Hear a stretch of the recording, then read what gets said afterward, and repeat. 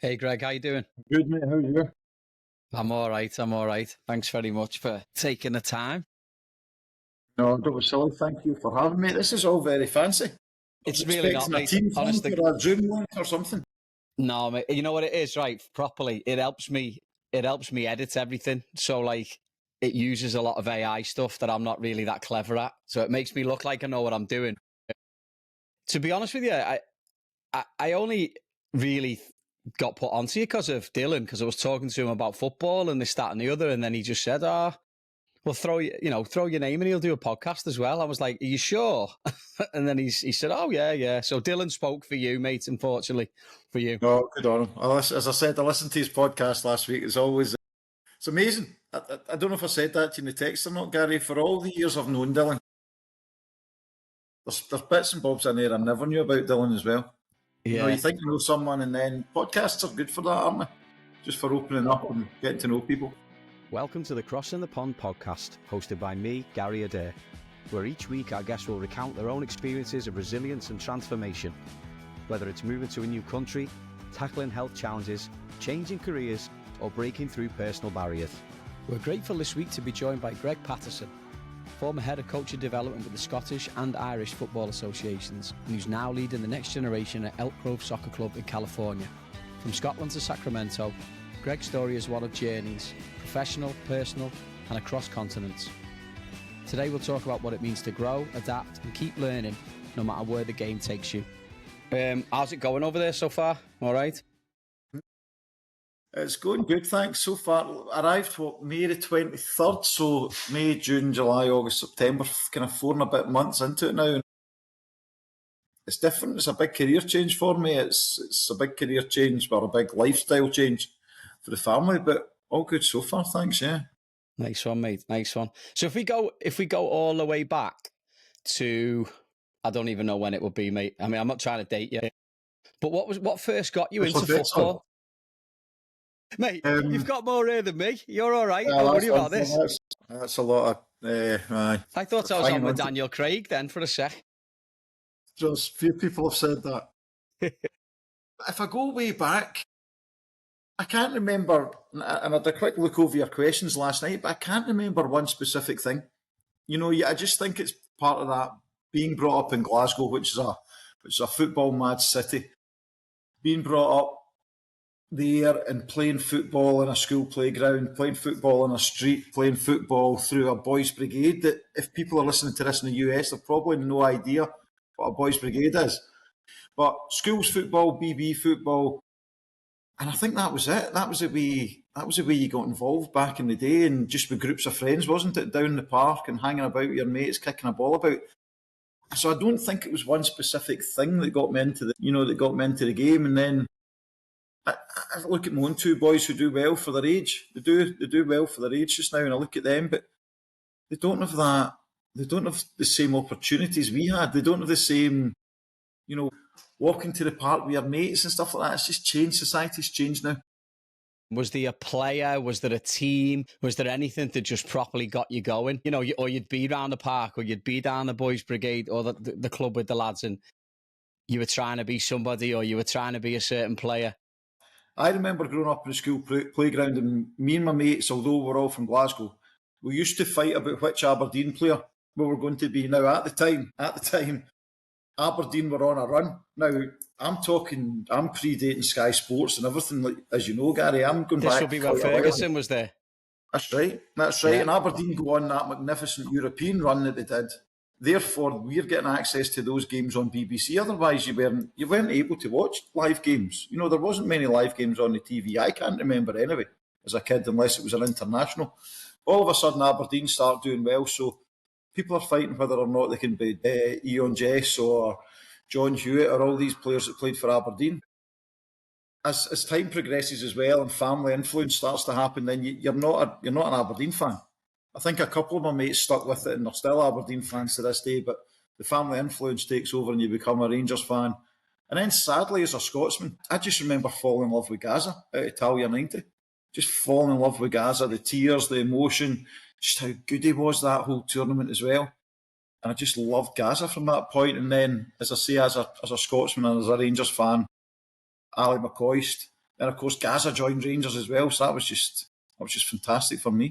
Well, that's some team as well in the 90s, isn't it? Your Laudrups, your McCoists, all of that. I think 1990, this is not trying to sound old now, but 1990 was the first tournament where I was like, this is, like, I can remember games.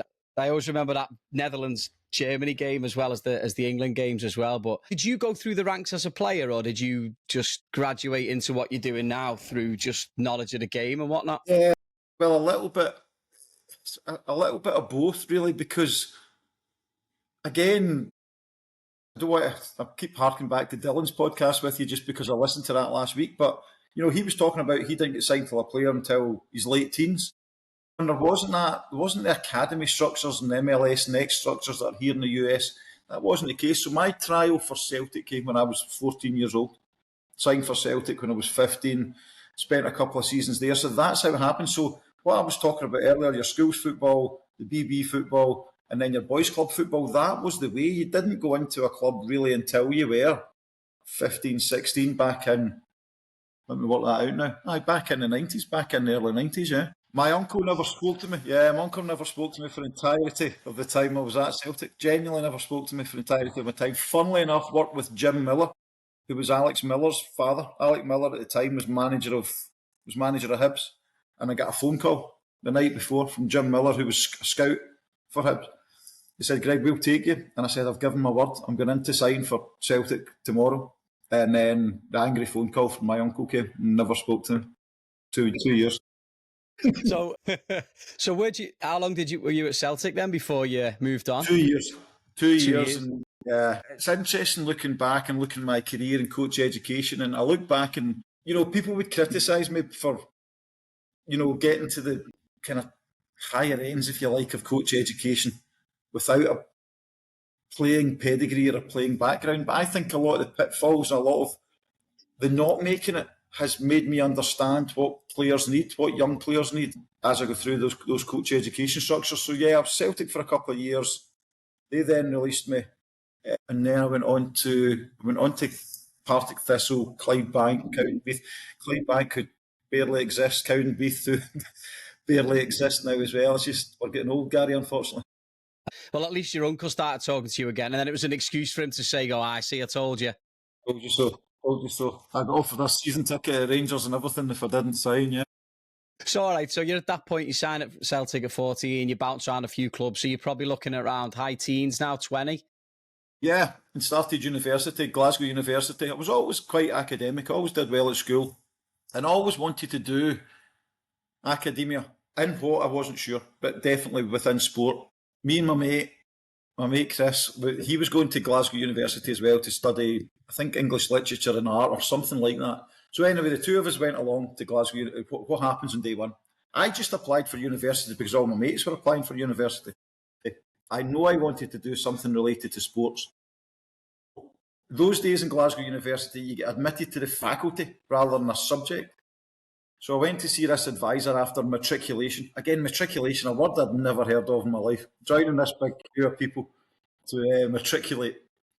Then in to see the advisor studies. What do you want to do, Greg? I just want to study sport. Okay, fine. You want to study sports science? Absolutely. Want to study sports science? Good. Did you do biology and chemistry at school? No. You're going to need to do biology and chemistry. And I went, wait a minute. All my mates told me biology and chemistry was difficult. So I said, I'll do one this year. I did biology in my first year. Did biology and took another couple of electives round about it because you had to have that basis, obviously, for sports science. And at the time, I was lucky as well. Partick Thistle, I was at Partick Thistle. So Glasgow University, Partick Thistle are very close. So I was able to go to university during the day and then walk up to the stadium and do my training at night and different things.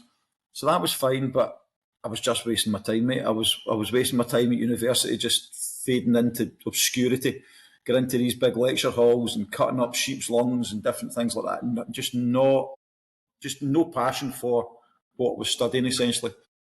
So I kind of fell out of Glasgow University, and then I applied to University of Strathclyde, which was the kind of sports, and it still is the main sports university in Glasgow. And I got in there and did a sport in the community degree, and just kicked on from there. Met great people and good mentors in life and stuff like that, and it just kicked on. The whole again, the whole pitfall to get there, I think serves you well in life.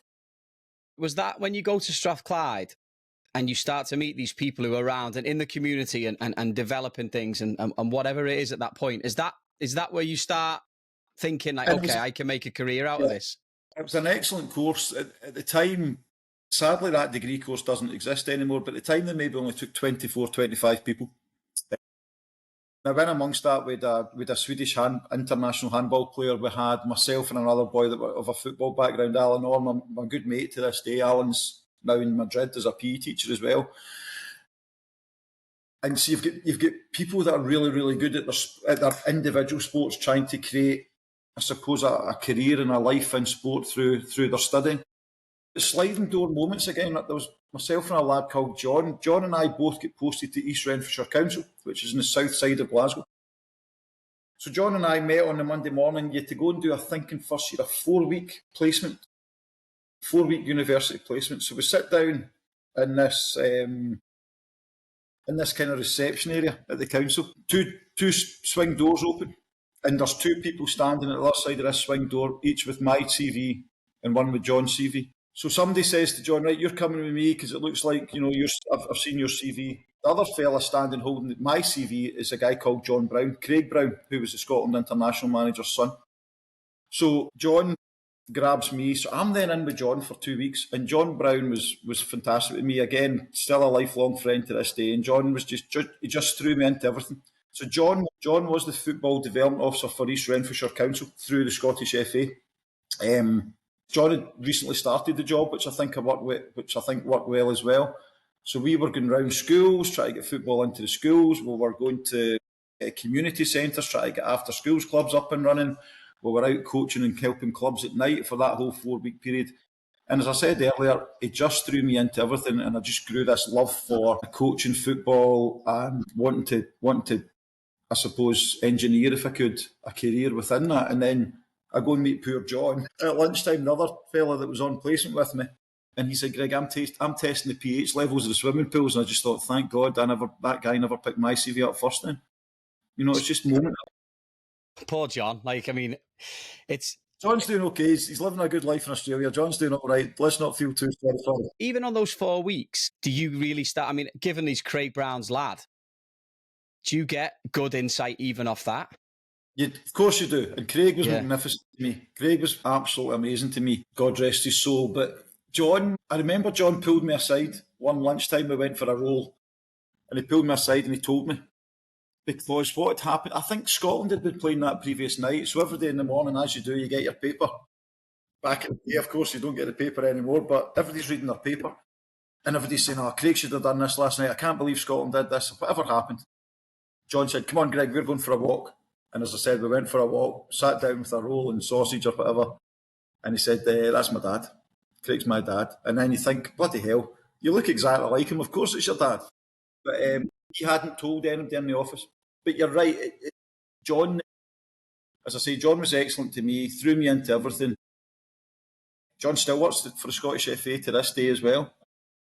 So from that 4-week placement, how does it progress to get to the point where you got to? Because ultimately, listen, for those who haven't grasped it already, you were basically the head of education for the Scottish FA. Am I right? I was, and for Ireland before that, yeah. So I was 8 years in Ireland and then 8 years in Scotland. Well, nearly 9 years in Scotland till I left. So what happened then was you then do a second year placement. And again, another person who's been fantastic to me, Tony Docherty. Tony's now the manager at Ross County, was a manager at Dundee recently, was Derek McInnes's assistant manager for years and years. So we were doing our C licence through the Scottish FA as part of our university course. And Tony said to me, what are you doing for your second year placement? I think you need to do a 3-month placement in second year. I said, I don't know, Tony. And Tony said, Greg, I did this course as well. Bloody hell, Tony, I never realised. So he says, listen, if you get that 3-month placement still in second year, you're coming with me. So that was me. My second year placement was then with Tony Docherty. And as I say, again, someone who was just, Greg, don't just go and get on with stuff, go and develop stuff, go and develop the game, go and start delivering coach ed courses for us. So that was Tony and I, and he was South Lanarkshire at the time, before he then kind of left to go into the professional game. So I started building up really, really good networks. I started building up really good experience. But people that just trusted in me and believed in me gave me those experiences. And it's funny looking back, Gary, and you asking those questions. I do believe that football and people that want to get, I feel sorry now for people that want to get into coaching, because I just feel our apprenticeship for coaching is a lot tougher. And you've got to do a lot more hard yards, and you've got to do a lot more voluntary work, and you've got to seek out appropriate experiences, I think, just more than you have than some other industries. You know, if you want to be an accountant, I don't know, this might be completely wrong, but you just go and knock the door of an accountancy firm and you go and get some experience.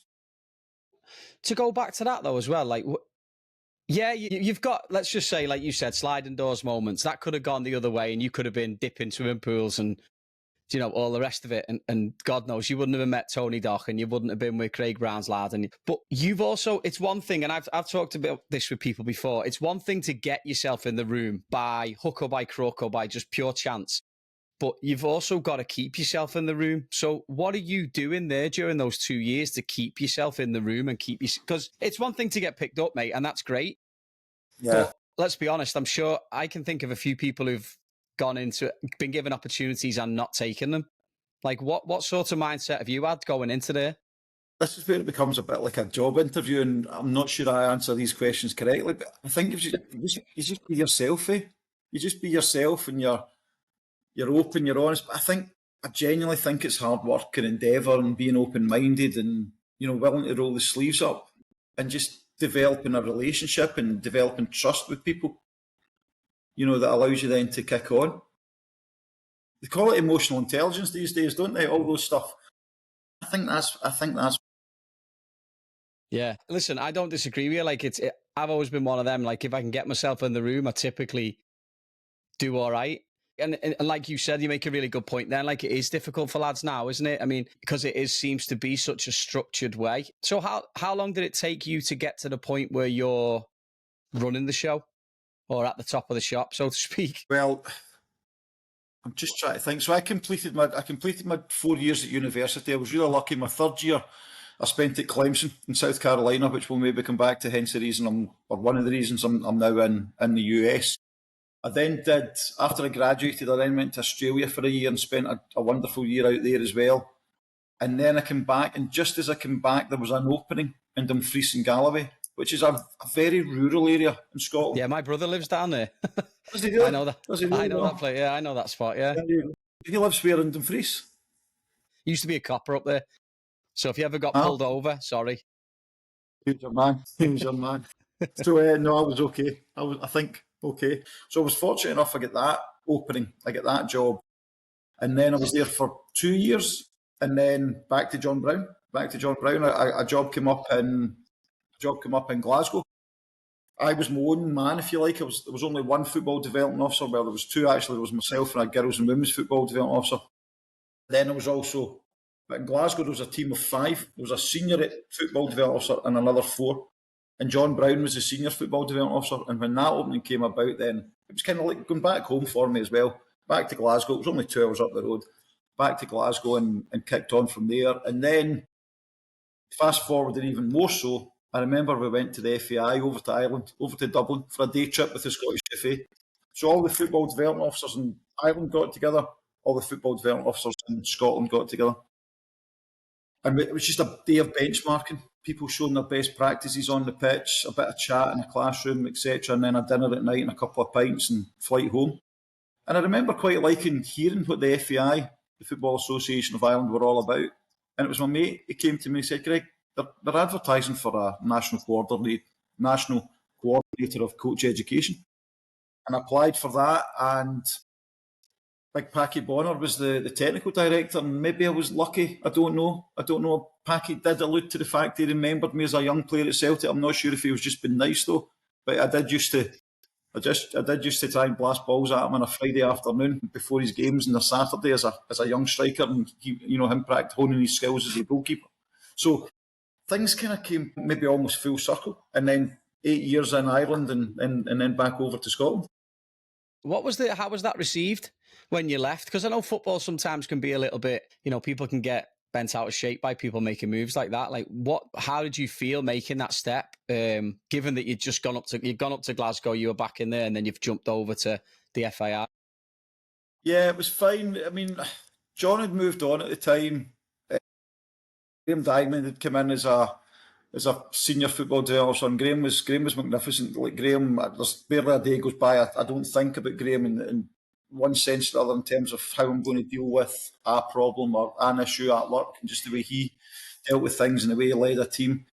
But no, that was fine. It was good. It was good career progression for me. And I remember getting phone calls from people within the SFA, within the Scottish FA, wishing me all the best, which was nice. It was okay. It was fine. It was absolutely that's really fine. good. What sort of differences did you see over there? Maybe, or like what sort of, I don't know, nuances or No, you're right. Points did you pick up from the FAI? I remember going out for a couple of pints with some of the lads, and Ireland were doing really well in the Rugby World Cup. Mm-hmm. And they start supporting New Zealand or whoever Ireland were playing against. I'm saying every day, what's going on here? I'm in an Irish boozer with Irish lads who are fiercely patriotic. Why are you supporting New Zealand? And they said, because if they win, everyone will go to summer camps, everyone will go to rugby camps. And we'd never experienced that in Scotland. Just football, isn't it? I said that earlier. It was just football. But here in Ireland, all of a sudden you had these competing sports. So you had rugby, which was relatively competitive. So they're actually hoping the rugby national team don't do that well to try and attract more kids into the game. And then you've got the GAA as well. Well, I was going to say that because the GAA, I mean, that's the sport. If you think of Irish sport, that's the sport, isn't it? And the amount of people that will play GAA. Yeah, that's right. And I loved my time in Ireland. And you would I would go and try and infiltrate other areas rather than just becoming. And it was a bit like that in Scotland as well. You want courses to be accessible. You want courses to be around the country rather than someone having to drive 2 or 3 hours to get to where that C licence or whatever the course is. So I started trying to get things in a lot of, again, rural communities. And I just remember a place called Athlone. I got Steve McManaman and Jason McAteer to a course there, believe it or not. But anyway, I remember setting up for a course, a B licence there, and this guy was walking his dog and he starts shouting and swearing at me, "This fucking foreign sport. Get your fucking foreign sport to fuck." And I'm just going, what's going on here? And then you start learning. You start learning from the guys and your work colleagues and things, and they start, we can't get soccer in this area because the local minister, the local priest, they decide what sport goes on in this area. Just as you've said, Gary, because of the stronghold of the GAA.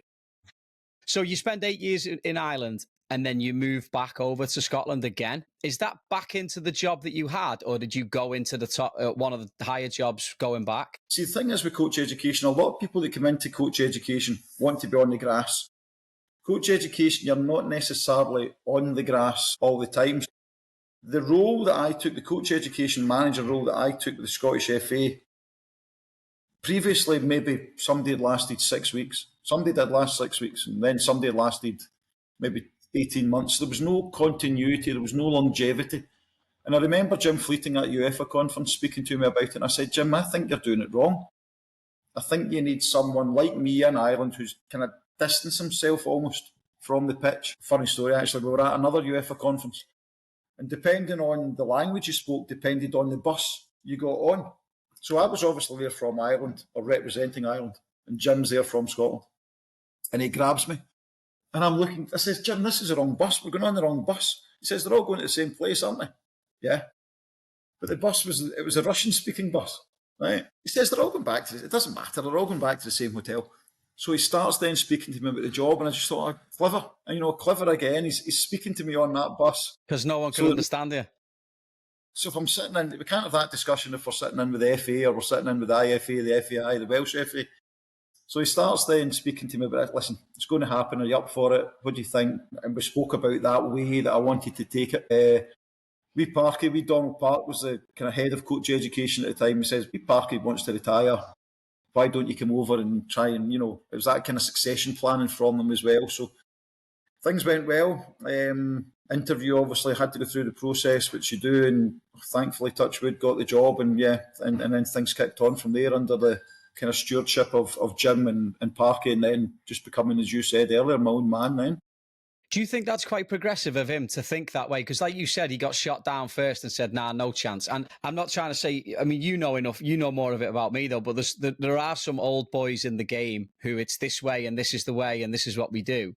Like for him to have a think about it, go back and then look at the way that you're doing things, and like you almost being the perfect person because you go back to what you said at the beginning, like leaving football early as a player made you think about what is needed, what players need, what coaches need, and having that foresight from him then to say, you know what, that might be the right thing to do. Yeah, we want to push you forward.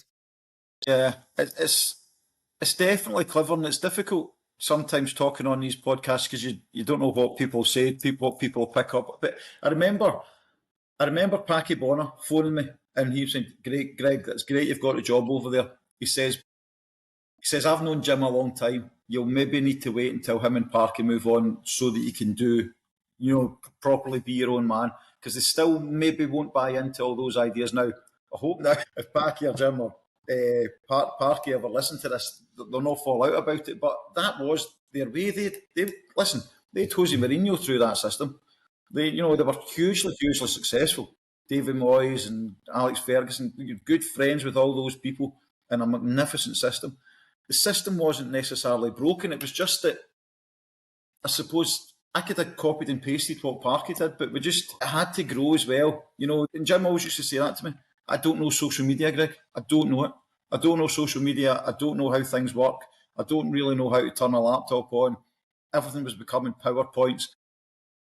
Me and my good mate, Dougie Anderson, who's still with the Scottish FA and we worked together in Coach Ed just before I left. Like, if I look back even 8-9 years ago now, Dougie and I cringe that some of the tutors were using acetates and the old overhead projectors. And things have happened and evolved just really quickly, haven't they?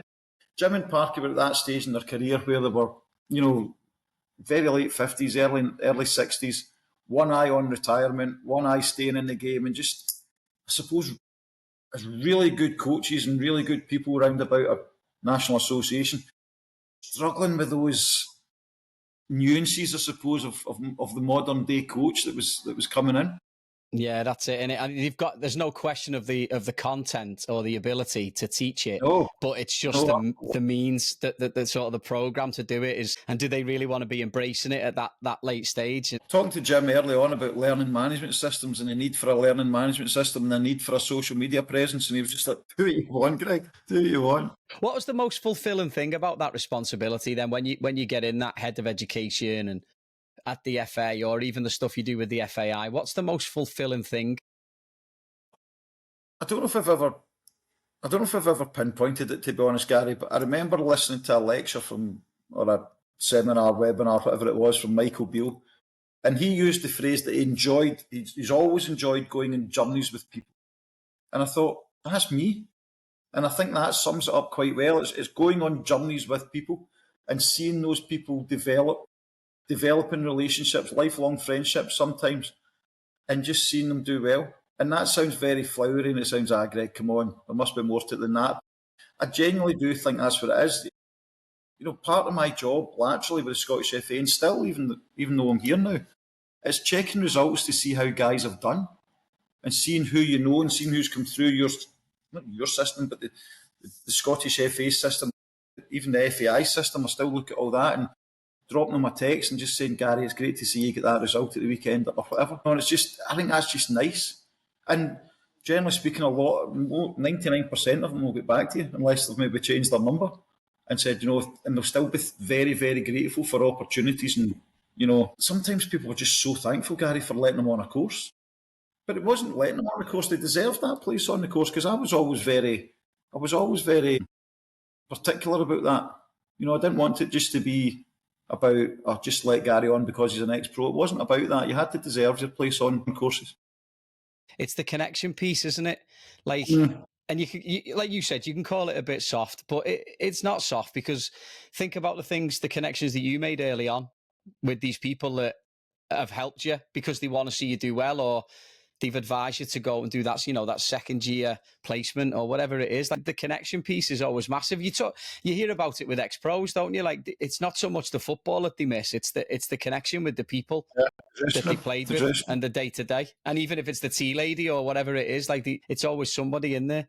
Were there any standout successes or moments that you think to yourself, this is good, this is proper? Like, has there ever been somebody who's come through the program who maybe wasn't in the game as much, maybe was someone like yourself who hadn't gone through the stages and people have written off, and then they've all of a sudden sort of flourished? Started staggering, as you maybe noticed during your question, sorry, because if anybody was ever to ask me the best person to come through a pro licence I've ever seen is Russell Martin.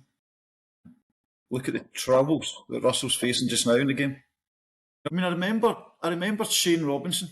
I remember Shane Robinson back in my FAI days on a B licence. I remember assessing Shane. Shane was different class. Don't know if Shane Robinson means anything, but then Shane kicks on, good player in the League of Ireland. Shane then kicks on and was a youth academy director, I think, at Shamrock Rovers, and he's now the technical director of the FAI. But I just remember being blown away by there's not many B licence assessments you think, oh, that's pretty damn good. But Shane was one. But there's not many. I remember James McDonough back in Scotland. James is probably a bit like myself. He did level 1 all the way through to pro licence. Now, pros can jump in at C licence and then work their way CBA pro. But there's not many will do level 1 introductory type courses all the way up, C licence, B licence, A licence. But James McDonough's one. I remember doing my own podcast with the Scottish FA with James years ago. I'm not sure there's many others I've done what James has managed to do. It's good, isn't it? Have you ever, and this is just off topic, and this is just for my own thing, have you ever had Cy Ferry on one of these courses? No, I chased him for a while. Because there was a rumour that Simon was interested in doing. We've got an advanced children's licence in Scotland, which I think is a fantastic course. The problem with it, if it is a problem, is that it's not UEFA recognised. So people will chase the B licence, the A licence, because there's a UEFA badge.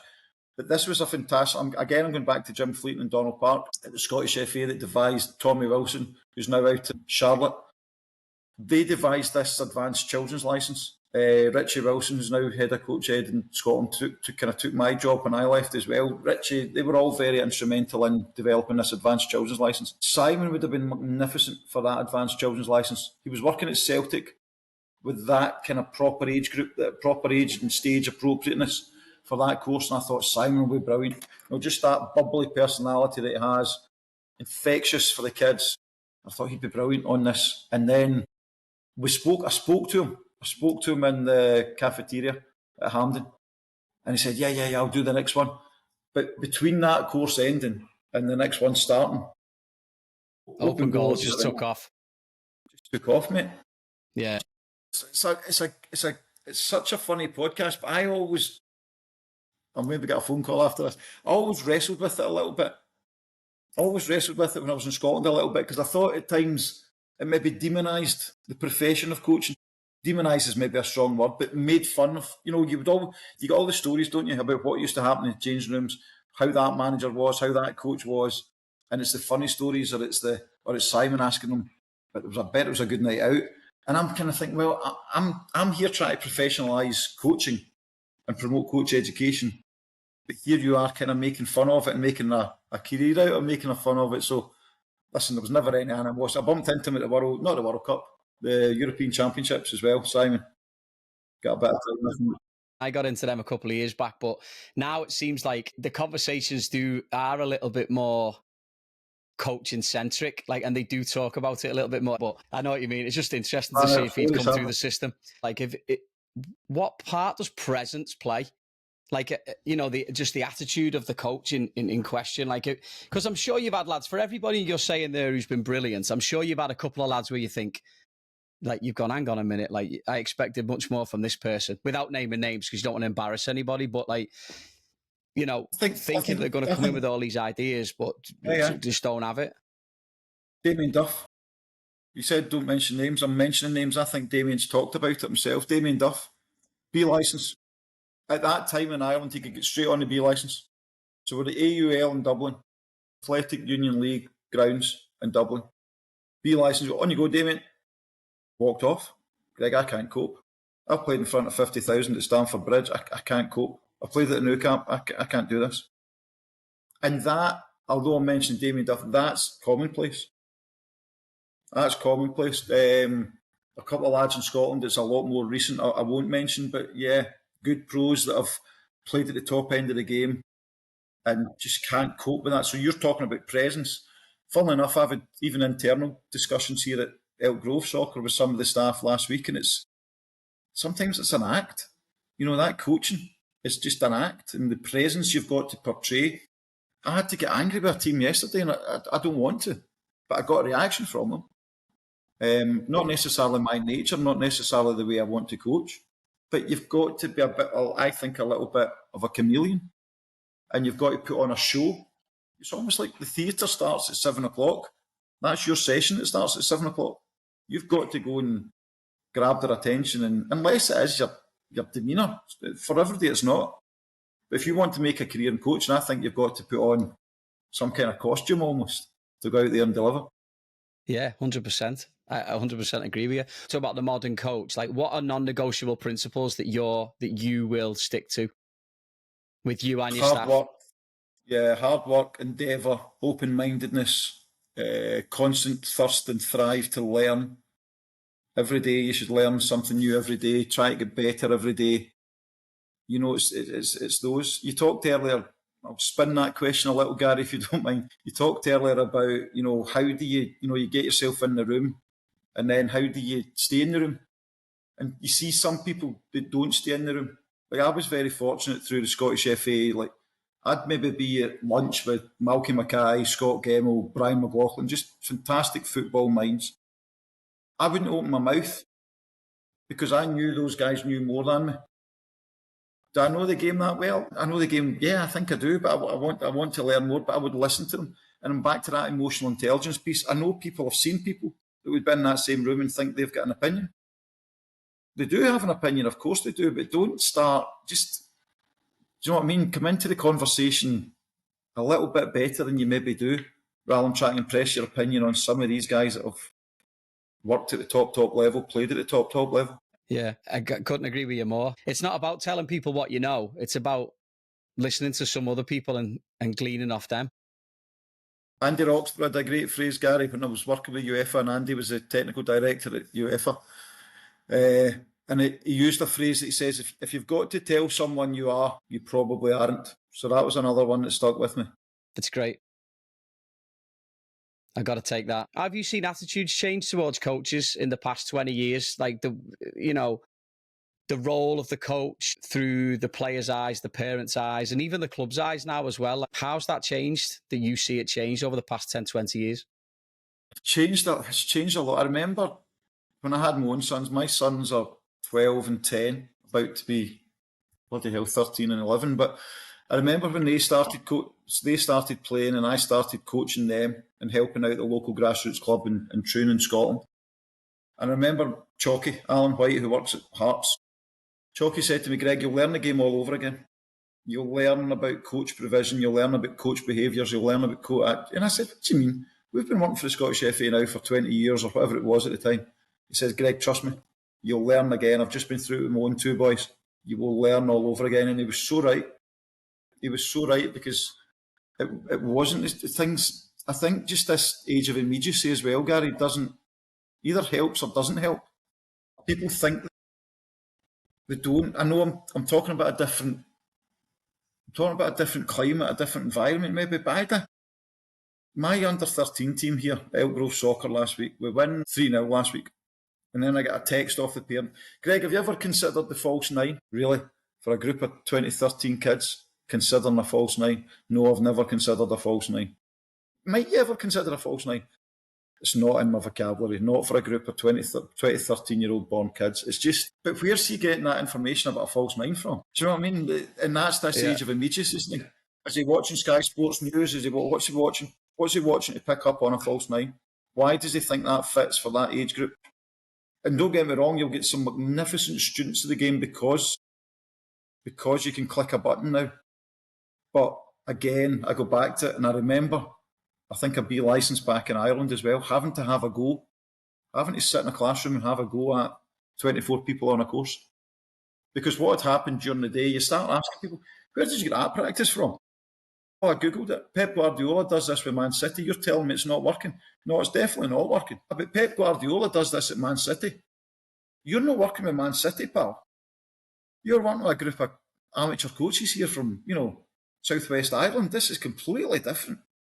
You can't, and I think that's the attitudes, that's the problems. People see the glossy stuff.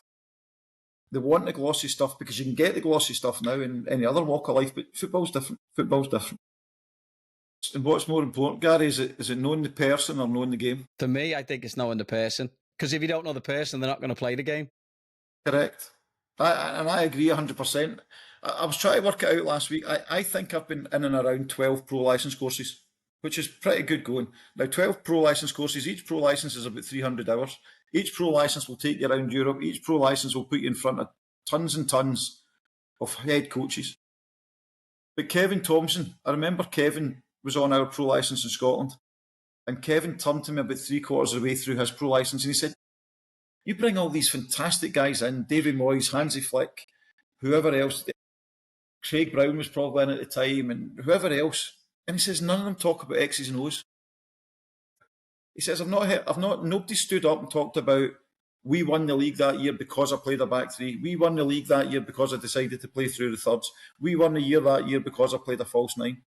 It was the stories that they tell are all because of the camaraderie, the togetherness, getting more out of that player, playing that other player out of position, whatever it might be, instilling a belief and a confidence in the dressing room. I saw fantastic. My last visit to the UEFA headquarters, I can't remember his name, but I saw a fantastic presentation from Barcelona ladies head coach. And I think, am I right in saying, did they won the Champions League or something? But he spoke about the biggest moment to them winning, for them to win that Champions League, was losing the semi-final the previous year. And that then allowed him to put everything in place to kick on. So it's moments like that. It's not about... I saw something else on social media the other night, Arne Slot. He said 99% of the time when I'm away from the training ground and I'm away from the facilities, I think about how to get that extra 1% from the players. I don't think about tactics. Yeah, I saw that. Yeah. Fascinating. And everybody thinks, don't they? Everybody thinks he's not playing a 4-3-3, he's not playing a 5-3-2, and he needs to push him up. Sometimes it doesn't matter. Sometimes it's more about, I think, the style of play. The style of play and what you can get from those players. Like, how do you think to get that across in an interview or to get jobs nowadays? Because I feel like nowadays everyone just blurts out a load of stuff or will, like you said, Google's sessions and ways of playing, and they'll get themselves into positions, but they don't always, it's got a shelf life. 6 months into the job, they get found out and it never works out. Like, do you think that's because of that? Like, just can't identify with the players, can't get a tune out of them. Sometimes, Gary, I go back and think about the people that are sitting on the other side of the table during that interview. What do they know about the game? Do they want to hear all this fancy bull crap? Do they want to hear all this stuff that maybe at times doesn't matter? And let's be honest, when people are getting those interviews, it's quite often because the team aren't doing so well. But what do those board members, those chairmen, what do they want to hear? What do they think's the right answer? Because it's them ultimately they're giving them. Who gets the sack? The manager? Is he doing the right thing or the wrong thing? Or the head coach? Yeah. What about you on this level? What about you on this level you're at now? Like, you get a coach in now, I don't know, you interview a guy who wants to, or a person who wants to be a part of Elk Grove. Like, what are you looking for? I've not done that yet, but it's the same answer. You're looking for a good person. You're looking for someone that will have connection with players. You're looking for someone who's got an enthusiasm. You're looking for someone that's got a personality. You're looking for someone who's well organised, whose timekeeping's good, who'll get to the session early, who cares, and who's got a love for the game and a love for the kids that they're going to work with. Yeah. That's before I start talking about game knowledge and whether or not they've got an A licence or a elite youth A licence or whatever else they might need. Yeah, no, true. One of the coaches this morning texted me and said, can we meet on Wednesday? I want to go through a game with you. Now, Chan's tremendous. He just cares so much about these kids. Probably too much, because he's got his own day job as well. How he does it, I don't know. But I think that's the kind of person you need. Well, committed, isn't he? Committed to the game and committed to learning. Yeah. All right. So to get to that, then you've recently moved over here. Yeah. You're living you're in California now, right? What made you feel like it was the time was right to A, leave the Scottish FA, and B, move an 11-hour plane ride over to the west of the US? Good question. I think I always remember you would always have a staff appraisal at the Scottish FA, and without blowing smoke up my own backside, you're doing well, things are going great. But I would always say to myself, I don't want to do this for the next, when they changed the pension age and suddenly the pension age became 67. I don't want to do that for the next 25 years at the time. But what I wanted to do, I don't know. I genuinely didn't know. Do I want to go and be a technical director or chief football officer in a national association? Because that's, let's be honest, that's a lot of what I've known. The inside workings of national associations. I don't think so. I don't know. It's not what I want to do, because I don't want to deal with I see the trials and tribulations of those roles. So I don't know what the answer is. I don't know what the job is. But what I do know is that I love travelling. What I do know is that I was so fortunate in the Scottish FA. I travelled. I'd love to actually, I wish I'd done it. Kept track of how many European countries I managed to visit through work with UEFA, work with Scottish FA and work with the FAI. We started then maybe going a little bit further afield with the Scottish FA. Egypt, South Africa, I'll forget places, and of course America that I used to visit maybe 2, maybe 3 times a season with the job. It starts opening your eyes. I'm way back to 1998, 99 as well, during my university degree when I was at Clemson for a year, which I just loved. You go to Florida now and again with the family, which you love and enjoy, and you can enjoy that American way, if you like. Enjoy the sunshine, as you can probably tell from my big red face. I was going to say, what's it like for a Scottish family landing in California for the first time, apart from having to go and buy a ton of sunscreen from Target? Apart from that, it's amazing. I think we bought a case full from Lidl and Aldi. We couldn't even afford the Target stuff, Gary. It's different. It's different. And then and it's different as well because you've got 3 kids and they kind of got to infiltrate the schooling system. And it's mind blowing. I don't know what's going through their little minds. I remember going to New York for the first time with my dad and going to Florida and all these places, with families. And I remember what it did to my mind. And I just don't know what's going through their mind. But football's a wonderful vehicle to just allow that settling in period to happen a little bit better. And being around a football club that's got so much support and you make so many friends and the kids can just introduce themselves to people and then meet them at school and different things like that. So it's easy to say it's easy, but it's maybe not been because, as I say, I don't know what's going through their little heads. And then my wife said something to them. Oh, go on, she said something interesting recently. She said it's everything. I can't even get my head around it.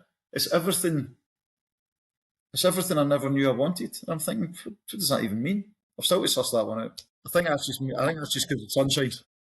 Yeah, well, the sunshine does help you, doesn't it, a little bit? Like, has there been any moments early on where the kids are like, or any of you have got yourself in a bit of bother for saying the wrong thing or saying something silly or listening to something and completely misinterpreting it? Or is there been anything like that? It's funny. A big thing here just now, certainly in California, seems to be homeschooling. So one of my boys is home every day. Can I get homeschooled now? Because there's 4 kids in my team that have been homeschooled as well. And you're going, what's homeschooling? How does that work? How does that work? No chance. No chance. What excites you? So you've gone in technical director at Elk Grove, am I right? And no, official title is Director of Coach Education and Player Development. Oh, okay. All right. So what excites you most about working with the club? Do you think the titles here are mad, by the way? Do you not think the titles in the States? You can be a director of car parking if you want to be. Oh, no, everyone's a director. It's great. I was a summer camp director at one point. I think I have been a car parking director at another point as well, by the way. Just throw director on anything. Yeah. Hey, listen, it makes you sound good, doesn't it? People like me can feel good about themselves. Although I don't think I've ever been a director, so Even I haven't made the grade. Just put it on your CV, mate. Nobody will notice. I might do as well, you know. But what excites you most about being here now, then working with the club? Like early on, you're finding your feet, you're getting to know coaches. You mentioned about, one of the coach in particular is making the effort to make himself better and get to know his team. What are you looking forward to working in that environment? This is where I get very romantic and very flowery. And I remember doing this back in the Scottish FA. I remember walking into my boss's office, Andy's office at the time, and saying, I've just been at a conference and Sport Scotland are talking about world-class sporting systems in Scotland. I don't think there's world-class sporting systems in Scotland. So I'm now going to start saying we're aiming for world-class structures and coach education. And he said, I go for it. But do you know what? We started checking ourselves, me and the staff. We all started saying, Greg, we wouldn't push something out if we didn't think it was world-class or at least aspiring to world-class. So now that I'm here, I've still got that kind of mindset.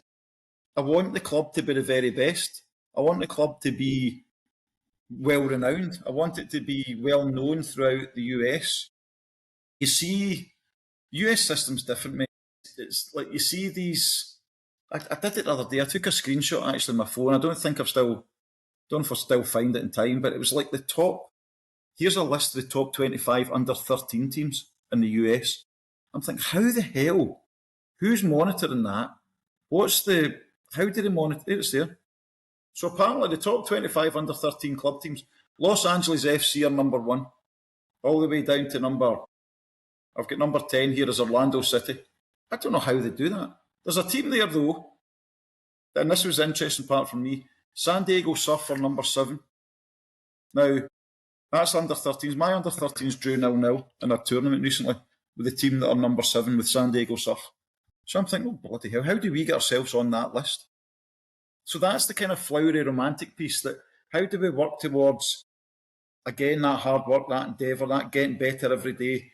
But it's not Greig Paterson that'll get better every day. It's the club and trying to instill that behaviour and mindset within people so that you go on that, back to Michael Beale, so that you go on that journey with people. Yeah. And I remember Jim Fleeting, again, to his credit, saying that to me. You could be the best head of coach education in Europe. I'm saying I could be, but that's not going to come about unless we've got the best coach education system. So it's a bit like that. There's how many directors of coaching, how many directors of coach education are there in the US? Hundreds upon hundreds. Our structures and everything need to be the best for us all to get better.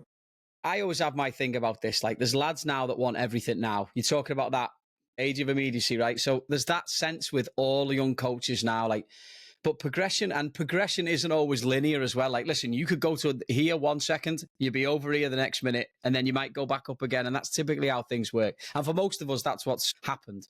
All right. But what advice do you give people coming in now to build a sustainable career in coaching? It's back to the things I said earlier, but just to pick up on your point there, do you not need those speed bumps along the way? I think people get a little bit derailed, don't they? You've said it happens to you, Gary. Brilliant. I think you need them. I think you need the speed bumps. You hear pro players saying it. I know you're talking about coaching, but you hear pro players, I'll come back stronger after this injury. Yeah, I think it's those, you need the speed bumps along the way. You need don't flatten out the speed bumps. You're going to get them. That hard work, that endeavour, that open-mindedness, that'll get you over the speed bump, or it'll find you a way, but you need to encounter them. I'm kind of merging two answers, I think, into one. No, but you're right. I mean, because there's lads, there's lads who want X amount of money, and I'm sure you'll come across this at some point. There's lads who want X amount of money because they think they're worth it, or they've got this and this license. Why can't they get on this license? Then you want lads who have got the best team, who want the best teams, but then they haven't done anything to get the best teams, but they were probably a half-decent player. They just think they need to be there. But I feel like you have got to cut your teeth and do the hard yards and, like you say, get knocked back from things. But it just seems that everyone nowadays just wants straight away. Maybe I was like that and I did get the knocks and now I'm better for it down the line. Maybe I wanted everything at the beginning. Did you though? But you'd have got a slap and you got told you can't have it. Well, that's kind of what did happen, yeah. I'm tearing you with my brush. I've been the same age as me, but that's what would have happened. You would have got and I'm back to maybe not making it as a pro player, although I was registered as a pro player for a while. But I'm back at looking at I had never had that career that people might expect. But I couldn't handle the dressing room, Gary, back in my day. I couldn't handle the aggressiveness of it, the almost horrible nature of it at times. I remember getting slammed up against the dressing room wall because I wanted to go and study for my hires at the time. Pinned up against the wall, you'll be in here for full-time training during the Easter holidays. I said, I won't. I want to study. Slammed up again, you need to work on your first touch. He was right, by the way. I did need to work on my first touch. That wouldn't happen anymore. And I wonder, I'm using the word softer, but you know what I mean by that? Everyone's a bit softer. And what if the club would have recognised that a bit more and worked with me a bit more, rather than me just going, do you know what? This isn't for me. This is just brutal. I'm home in my dad's car, greeting. What's wrong with you? Not telling you, Dad. I've just been slammed up against the dressing room wall. But I'd have probably told him just to go on with it. But that's what things were like in our day. And it's different now. What personality traits have you needed to get you through this journey to this point? I think I'm open-mindedness, hard work, endeavour. That was always a Craig Brown one for me as well. Back to poor Craig. That was always a Craig Brown one. You can't get a nicer compliment than somebody saying, well done. You can't get a nicer compliment than somebody saying well done, or you can't replace hard work. Alex Ferguson says the same thing, same sound bites. Yeah, and that's been it really. I don't know that I'm anything better than anyone. I've just worked hard. Even, my hires were good. I was a first class honours at my university. I get highest honours when I went to do a degree with UEFA. I've always done well, but it's just been hard work. And I suppose sacrifice along the way as well. Sacrifice is a big thing. You've had to sacrifice family time. You've had to sacrifice different things to give your time to, I suppose, what you're trying to achieve and what you need to achieve. And then the emotional intelligence. Listen, I've learned as I've got older. I used to fly off the handle, shout and bawl at people. Don't do it so much anymore, although I think I said I had to do it yesterday with a team. I had to get a reaction. We were 3-0 down. We drew 3-all and should have won 4-3. But I had to do it, and I didn't like doing it, but I had to try something. But I think you learn. I think you learn as you grow. But it's having that open-mindedness. I remember, again, I'm mentioning top people here, but Walter Smith spoke on a pro licence, and he spoke about coming home when he was Rangers manager. He used to come in the door and go straight up the stairs, he said, and take notes. Take notes on what he thought he'd done well, what he didn't do so well that day during the game. And he had this kind of Bible, that he called it, that he would always go and refer back to, or at least that kind of magic between the pen and actually writing it down, rather than just storing. And I think that's that bit of just constant learning and trying to get better. And if people like that are saying things like that, then I think we need to maybe do the same. Yeah, that's fair. Do you enjoy being back on the field? Do I enjoy being back on the field? It's a funny thing because it's this kind of back shift, isn't it? You know the old back shifts we used to do? It's a back shift a little bit, isn't it? So on the laptop earlier today doing a bit of work, and then I don't like that looking quite out on. But see, once I'm there, I'm fine and I love it. But see that knowing I'm a couple hours away from it, I could do a little afternoon nap, or I could do with some. But see, once you're out there and we're back to putting that costume on and back to my laugh and back to driving the kids to get better, then you're okay. You're good then, and it's enjoyable. Of course, it's enjoyable. Yeah. You're saying you're the same, aren't you? I'm the same, yeah. Everything though, like it's and especially when we first came over here, because that's what you would do. You would be off in the mornings, and then you'd have training in the afternoon. But it's like wearing a mask, and you put the mask on. You've got the knowledge, you've got the content, but you've got to put the mask on and do the job sometimes. And as the second you're on the pitch, you're fine. It's like anything, isn't it? That's right. It's like anything. Absolutely. So last question, what are you most proud of? Well, I don't know. I honestly don't know. It's maybe easy to talk about. I can go through there to the fireplace, the mantelpiece, and there's a UEFA award sitting there for kind of creativity and innovation that we won for the Scottish FA's Coach Ed programme. That's an easy one. I could think about big moments like getting a university degree programme up and running, kind of almost underwriting a university, which was just a huge piece of work, a huge amount of quality assurance to go through to get that up and running in Scotland. I don't think there's one specific moment. No, you can talk about family and seeing your kids thriving and doing well and just having that happy home life as well. And there's a lot to be proud of. I don't think there's one particular thing. It's a difficult question, Gary. I'll need an episode 2. Yeah, well, hey, listen, don't make promises. Don't threaten me with a good time. Would it be anything to do with anything about the amount of people that you've put through these courses and seeing them go on these journeys and get where they've got? Yeah, Is there anything to take out of that? Of course there is. Of course there is. No, how much of a part have you played, though? These guys have done it themselves. It's not Greig Paterson that's done it just because they were part of a structure that I put in place. It's not. And even at that, like, how much does coach education actually? That's a formality.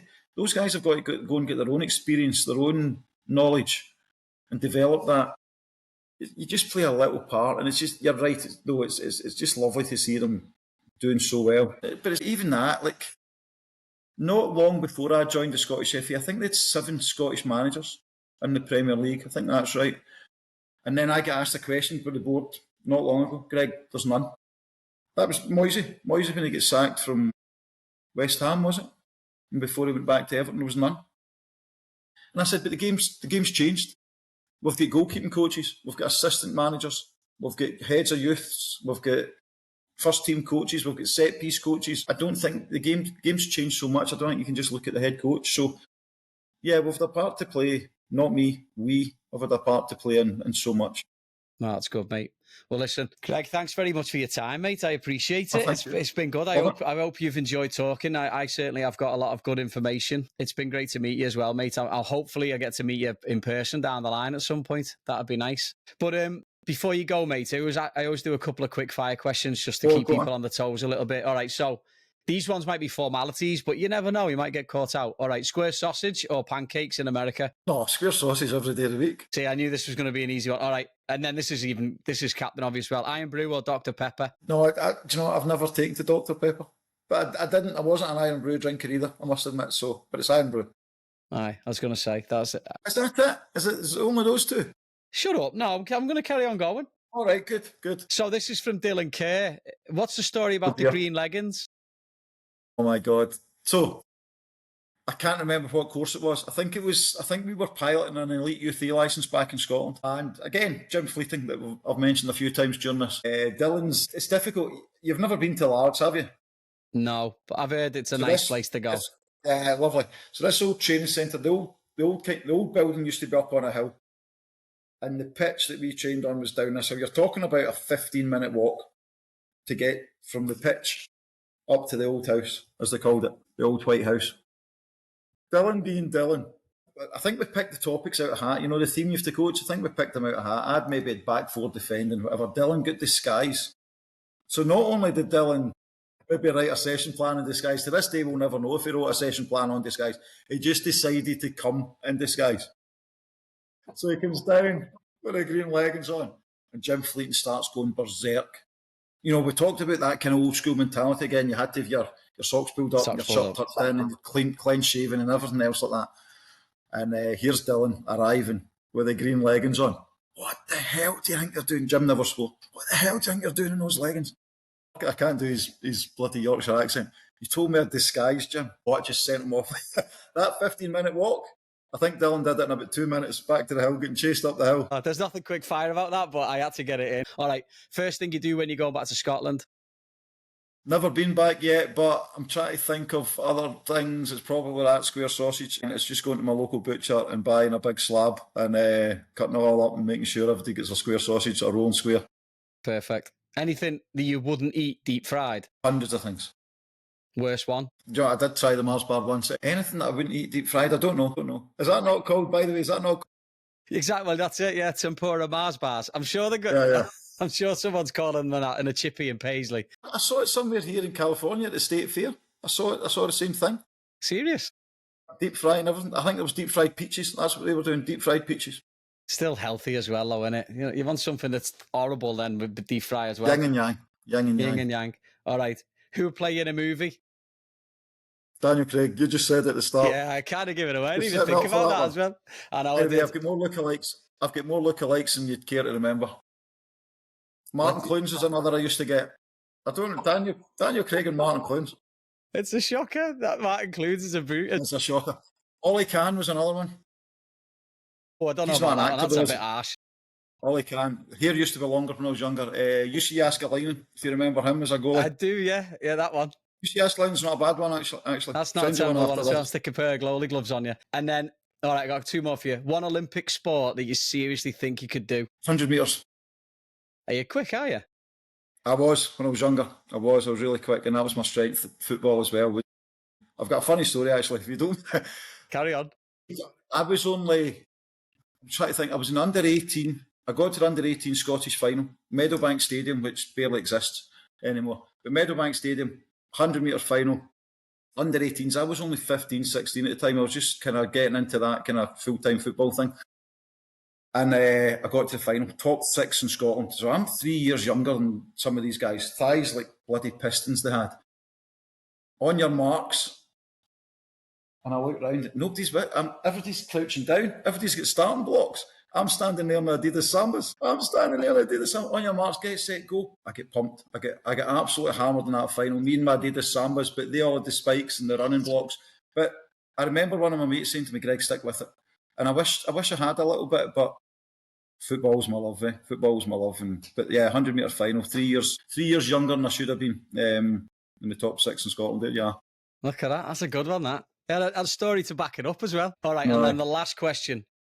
What's the one song you're singing on a karaoke? No, don't do it. Get lost. Never sung a song in your life? One.